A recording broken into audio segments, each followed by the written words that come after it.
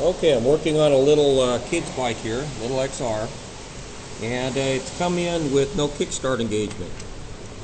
Very intermittent here, and it locks up when we try to turn it.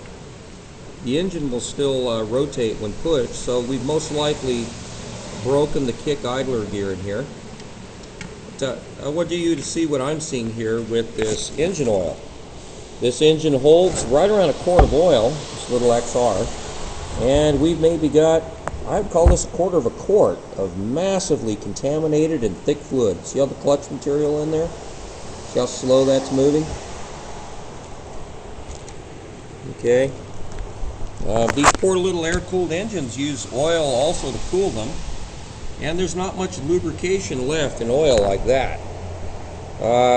Monitor the condition of your oil, and you should come out with a good oil change interval for how you ride and for the air temperature that this engine has to deal with. This engine can easily reach 300, 350 degrees, and there are not many oils that can take that for very long. You combine that with contaminating the fluid with clutch material, gear particles and whatnot, and you can quickly plug this thing up. It's starving it for essential oil.